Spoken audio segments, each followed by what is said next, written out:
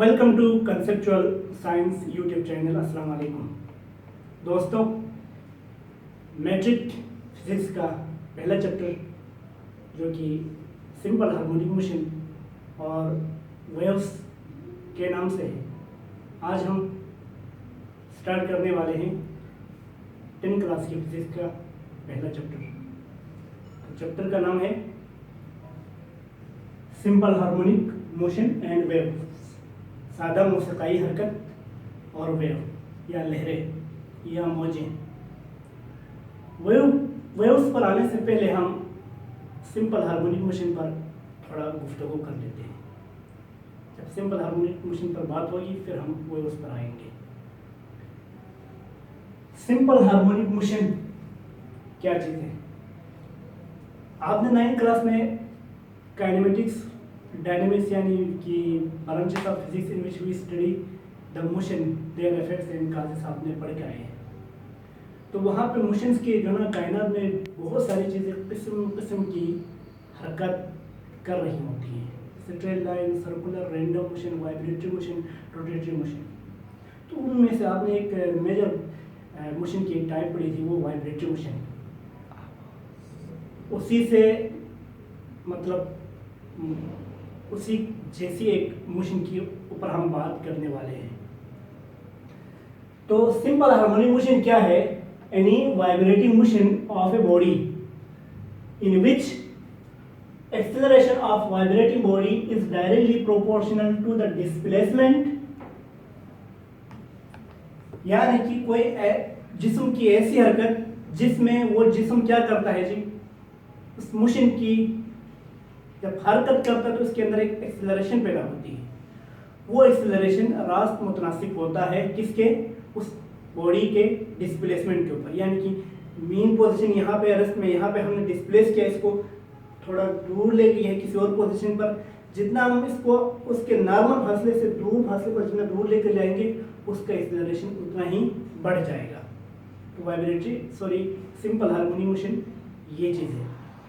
क्या है? Vibrating motion of a body in which acceleration of vibrating body is directly proportional to the displacement. For example, simple harmonic motion की एक बहुत सारी मिसालें हैं। एक मिसाल तो सिंपल पेंडुलम की हरकत है और दूसरा motion of ball in A ball है, क्योंकि उसमें बॉडी क्या करती है, मेन पोजीशन के गिरदो नवाह में फिक्स्ड पोजीशन के इर्द गिर्द हरकत कर रही होती है। जैसे कि इस डायग्राम में मैंने एक सिंपल पेंडुलम बनाया है।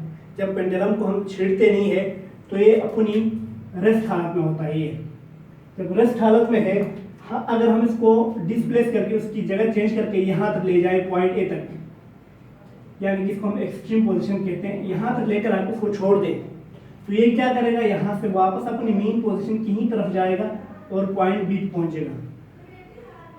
पोजीशन बी से दोबारा हरकत करेगा, मेन पोजीशन से होते हुए ए भी पहुंच जाएगा। इसी तरह ये अपनी हरकत को बार बार दोहराता रहेगा, एक फिक्स पॉइंट के इर्द गिर्द बार बार दोहराता रहेगा। इसी तरह एक बॉल है जो किसी बॉल में है, कर्व्ड सरफेस पर है। अगर ये बॉल हम छोड़ देंगे तो ये तो यहाँ पर रेस्ट में होती है। अगर हम इसको किसी पॉइंट ए पर लाके छोड़ दें तो ये क्या करती है, पॉइंट ए और बी के दरमियान बार बार हरकत करती है। तो यहाँ पे क्या कर रही है, बॉडी अपनी मोशन को बार बार किसी पॉइंट के इर्द गिर्द रिपीट कर रही है। इसी तरह मास स्प्रिंग सिस्टम के अंदर कोई मास है जो किसी स्प्रिंग के साथ अटैच हुआ है, इसको अगर हम नॉर्मल पोजीशन से कोई फोर्स लगा के किसी दूसरी पोजीशन पर शिफ्ट करते हैं और वहां से रिलीज करते हैं तो क्या होता है, इसके अंदर एक रिस्टोरिंग फोर्स होती है, इलास्टिक फोर्स होता है। वो क्या करेगा, इसको दोबारा मेन पोजीशन की तरफ आने पर मजबूर करेगा। जब वो मास वापस मेन पोजीशन की तरफ आएगा तो उसकी मेन पोजीशन के ऊपर नहीं रुकेगा बल्कि आगे की तरफ कंप्रेस्ड हो जाएगा। जब कंप्रेस्ड हो जाएगा, यहाँ से और एक फोर्स दोबारा उसके ऊपर लगेगी जो कि मेन पोजीशन की तरफ दोबारा धकेलेगी। अब इस सूरत हाल में ये बॉडी क्या करेगा, पॉइंट ए और बी के दरमियान बार बार हरकत करता रहेगा, अपनी मोशन को बरकरार रखेगा। अगर हम उस बॉडी पर लगने वाली फोर्स की लिमिट को इलास्टिक लिमिट के अंदर रखें, अगर आप इसको इस स्प्रिंग के इलास्टिक से लिमिट से बाहर लेकर जाए तो फिर वो वहाँ से वापस आ ही नहीं सकता। ये कंडीशन सिर्फ इलास्टिक लिमिट के अंदर रहते हुए हमने समझना है। कैरेक्टरिस्टिक्स या properties of simple harmonic motion. Simple harmonic motion की कुछ खसूसियात होती हैं, उनमें से चंद एक हम गिनवा देते हैं यहाँ पे। Simple harmonic motion has following characteristics. Number 1, the motion of vibrating body always towards mean position. जो बॉडी है, चाहे ये वाली हो, चाहे ये वाली हो, चाहे ये मास की बॉडी हो, उसकी मोशन हमेशा मीन पोजीशन की ही तरफ होती है। यहाँ पर आए तो हमेशा मीन पोजीशन की तरफ जाने की कोशिश करेगा। बॉडी यहाँ पर रखो तो यहाँ से दोबारा मीन पोजीशन की तरफ आने की कोशिश करेगा। ये उसकी खसूसियत है सिंपल हार्मोनिक मोशन की। दूसरी खसूसियत क्या है? The acceleration of vibrating body is always towards mean position. उस बॉडी का एक्सेलरेशन हमेशा मीन पोजीशन की तरफ यानी वेस्टी मकाम की तरफ होता है। तीसरा, velocity of vibrating body is maximum at mean position and it is minimum at extreme position. अब उस बॉडी की वेलोसिटी क्या होगी? मैक्सिमम होगी मीन पोजीशन के ऊपर। जब बॉडी हरकत करते हुए वस्ती मकाम से गुजरती है, यानी कि मीन पोजीशन से गुजरती है तो उसकी वेलोसिटी बढ़ जाएगी, जबकि एक्सट्रीम पोजीशन पॉइंट ए और पॉइंट बी के पर इसकी वेलोसिटी कमजोर होगी। एक्सेलरेशन, चौथी कैरेक्टरिस्टिक है acceleration of simple harmonic motion is maximum at extreme position and minimum at mean position. Acceleration इसका उलट है। एक्सेलरेशन मीन पोजीशन के ऊपर मिनिमम होगा यानी कि 0 होगा, जबकि एक्सट्रीम पोजीशन पर इसका एक्सेलरेशन क्या होगा? ज़्यादा होगा। जैसे कि आप इस बॉडी को यहाँ पर थोड़ा दूर लेकर आए तो इसमें एक्सेलरेशन पैदा हो जाता है। थोड़ा और दूर लेकर आए फिर थोड़ा ऊपर से छोड़ दें तो और बॉडी तेज़ी से हरकत करने लगेगी, और भी लेकर आए तो फिर बहुत ही ज़्यादा एक्सेलरेशन इसके अंदर प्रोड्यूस होगी। अब हम बात करते हैं वेव्स के ऊपर। अब हम वेव के ऊपर बात करेंगे और इनकी अक़साम के ऊपर बात करेंगे। वेव्स की अहमियत के ऊपर थोड़ा कुछ बात करते हैं। वेव्स का तो हमें बहुत ज़्यादा फ़ायदा है। वेव्स की एनर्जी को हासिल करके हमने बहुत सारा इस्तेफ़ादा हासिल किया है, यानी कि हम एक दूसरे के कॉल कर सकते हैं वेव्स के ज़रिए। पावरोस क्या समंदरी जहाज़ें चलाते हैं, समंदर से एनर्जी प्रोड्यूस करते हैं। पानी की वेव्स का इस्तेमाल करके हवा के दरमियान हम एक आवाज़ ट्रांसफ़र कर सकते हैं अपनी, यानी कि वेव से वाटर के सरफेस के ऊपर जो वेव्स जनरेट होती है उनसे भी हम इस्तेफ़ादा हासिल कर सकते हैं। मगर बहुत सारे इसके फ़वाइद हैं। तो पहले हम वेव्स के ऊपर आते हैं। वेव्स के कॉन्सेप्ट के ऊपर। वेव्स क्या है? The disturbances created in a medium in which particles of the medium vibrate about a fixed point and transfer the energy from one place to another place. यानी कि कोई ऐसा खलल, कोई ऐसा डिस्टर्ब जो किसी मीडियम की सतह पर होता है, उस डिस्टर्ब या खलल की वजह से वो मीडियम के जो पार्टिकल है वो डिसऑर्डर हो जाते हैं, अपनी पोजीशन से हट जाते हैं। क्या हो जाते हैं? पोजीशन से हट के वाइब्रेट करने लगते हैं किसी फिक्स पॉइंट के इर्द गिर्द, और उस नतीजे में क्या होती है, जो एनर्जी है उस डिस्टर्बेंस की वो एक जगह से दूसरी जगह तक पहुंच पाती है। मिसाल के तौर पर एक तालाब में पानी है, बिल्कुल सुकून हालत में है, उस पर अगर हम एक पत्थर गिराते हैं तो पानी की सतह ही डिस्टर्ब हो जाती है और कुछ लहरें साहिल की तरफ पैदा होने लगती है, पैदा होते हुए साहिल की तरफ मूव करने लगती है। अगर हम पत्थर न फेंकते तो डिस्टर्ब न होता पानी की सतह, पत्थर फेंक का डिस्टर्ब हो गया, डिस्टर्बेंस पैदा हो गया तो वेव्स जनरेट हो गए। जब वेव्स जनरेट होंगे तो क्या होगी? एनर्जी ट्रांसमिट होगी एक प्लेस से दूसरी प्लेस में। वेव्स के 3 टाइप्स हैं, मैकेनिकल वेव, इलेक्ट्रोमैग्नेटिक वेव्स और मैटर वेव्स। पहले हम मैकेनिकल वेव्स पर बात करेंगे। मैकेनिकल वेव्स वो वेव्स हैं जो एक जगह से दूसरी जगह तक प्रोपेगेट करने के लिए किसी न किसी मीडियम की ज़रूरत होती है इनके लिए, जबकि इलेक्ट्रोमैग्नेटिक वेव्स के लिए मीडियम की ज़रूरत नहीं होती है। मैटर वेव्स अभी फिलहाल 10 क्लास के स्टूडेंट्स के लिए नहीं है, तो इसको हम आगे जाके स्टडी करेंगे इंशाल्लाह। मैकेनिकल वेव्स क्या होती हैं? The type of waves which require any medium for their propagation. तमाम वो मौजें या वो लहरें जिनकी प्रोपगेशन के लिए एक जगह से दूसरी जगह तक प्रोपगेट करने के लिए किसी खास मीडियम की ज़रूरत होती है। जैसे कि मैं बोल रहा हूँ, मेरी आवाज़ आप लोगों तक पहुँचने के लिए, मेरे आसपास लोगों तक पहुँचने के लिए मीडियम की ज़रूरत है, जो कि एयर है। एयर हमारे दरमियान न होता, वैक्यूम होता, तो मेरी आवाज़ शायद गिरदो नवाह के सामीन तक नहीं पहुँच पाती।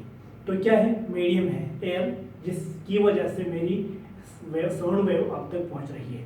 दूसरी बात, पानी की सतह पर पैदा होने वाली वेव्स या किसी रस्सी पर पैदा होने वाली वेव्स, इस तरह एक रस्सी है, आप इसको अप डाउन करें तो वेव ट्रांसफर होती है।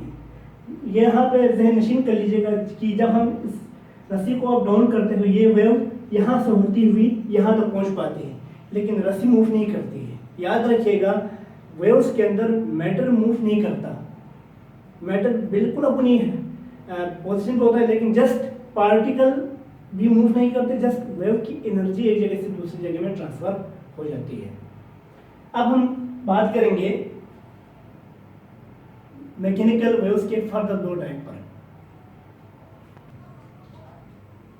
अब मैकेनिकल वेव्स के दो मजीद अक़साम होती है। क्या क्या है? ट्रांसफर वेव्स और लॉन्गिट्यूडनल वेव। ट्रांसफर वेव क्या होती है? Transfer wave the types of mechanical waves in which particles of the medium vibrate perpendicular to the mean position। यानी कि ये मैकेनिकल वेव की वो अक़साम होती है जिसके अंदर पार्टिकल वाइब्रेट करते हैं किस तरफ? मेन पोजीशन के परपेंडिकुलर। मेन पोजीशन यूँ है तो इसके अप डाउन करके पार्टिकल्स ऑफ द मीडियम क्या करते हैं? वाइब्रेट करते हैं। जैसे कि किसी वाटर के सरफेस के ऊपर आप पत्थर फेंकते हैं तो वाटर की वेव्स कुछ इस तरह से सर्कुलर फॉर्म में जनरेट करते हैं, ऊपर अप डाउन होके आगे मूव करती है। इसी तरह किसी रस्सी को आप जब मूव करते हैं, फिक्स रस्सी को यूं, तो रस्सी के अंदर भी अप डाउन होकर क्या करते हैं? Particle of the medium vibrate करते हैं, यानी कि मेन पोजीशन के परपेंडिकुलर। जैसे कि यहाँ पे मेरे पास एक वाटर का सरफेस है, तालाब में, इसमें मैंने एक पत्थर फेंका तो इसके अंदर ये सर्कुलर फॉर्म में क्या जनरेट हुए? वेव्स जनरेट हुए। जहाँ पे ये रेड हिस्सा दिखाई देता है, ये वेव्स का करस्प वाला पोर्शन है। जहाँ पे व्हाइट दिखा तो वहाँ पे ट्रफ पोर्शन है, फिर रेड आता है, फिर पोर्शन आता है। आप दो क्रस्ट के दरमियानी फासला या दो ट्रफ के दरमियानी फासले को हम वेव लेंथ कहलाते हैं। इसी तरह रस्सी के अंदर पैदा होने वाले वेव्स देखो, जब हम रस्सी को अप डाउन करते हैं तो रस्सी में कुछ इस तरह के मौजें प्रोड्यूस होती हैं। अब रस्सी का मिनिमम पोजीशन से लेकर टॉप पोजीशन तक के दरमियानी फासले को हम उस वेव्स की एम्पलीट्यूड यानी अहाता कहलाते हैं। उस वेव्स के जो ऊपर वाला पोर्शन है, मेन पोजीशन के ऊपर वाला पोर्शन का जो मैक्सिमम पॉइंट है उसको हम क्रेस्ट यानी कि फराज से नाम देते हैं, जबकि मिनिमम पोजीशन जहाँ पे पार्टिकल ऑफ द मीडियम बहुत ही लोअर पोजीशन पे होते हैं उसको हम ट्रफ यानी कि नशीब का नाम दे देते हैं।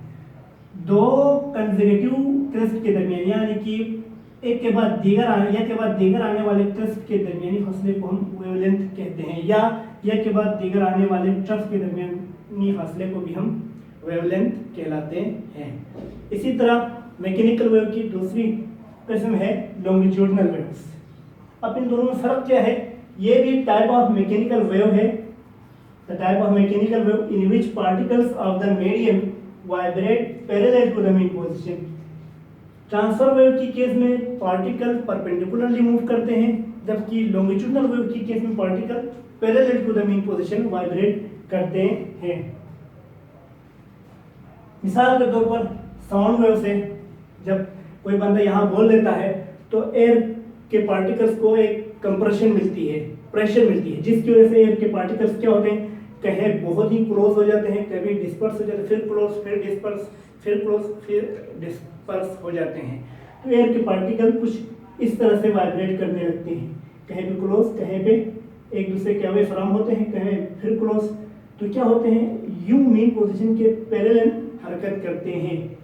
जहाँ पे पार्टिकल्स ऑफ द मीडियम एक दूसरे को क्लोज हो उस पोर्शन को हम कंप्रेशन कहते हैं। जहाँ पे पार्टिकल्स ऑफ द मीडियम एक दूसरे के कुछ फासले पर हों, फैले हुए हों, उसको हम रेरिफिकेशन का नाम देते हैं। अब इन दोनों के दरमियान या दो कंप्रेशन के दरमियान या दो रिफ्रैक्शन के दरमियानी फासले को हम वेवलेंथ ऑफ लॉन्गिट्यूडिनल वेव कहते हैं। इसी तरह एक स्प्रिंग है, स्प्रिंग के अंदर भी एक वेव जनरेट हुई है, उसमें भी क्या होता है, एक स्प्रिंग में कुछ पोर्शन में क्लोज्ड है, दूसरा पोर्शन में फैले हुए हैं, फिर क्लोज फिर फैले हुए हैं। तो इसी तरह जो दो कंप्रेशन के दरमियानी फासले को हम क्या कहेंगे, वेवलेंथ ऑफ लॉन्गिट्यूडिनल वेव्स, या दो रिफ्रैक्शन के दरमियानी फासले को भी हम क्या कह सकते हैं, वेवलेंथ कह सकते हैं। अच्छा, इसके बाद हम आते हैं लास्ट दूसरी टाइप जो कि इलेक्ट्रोमैग्नेटिक वेव है। इसकी जस्ट हम डिफिनेशन करके आज का लेक्चर ख़त्म करते हैं।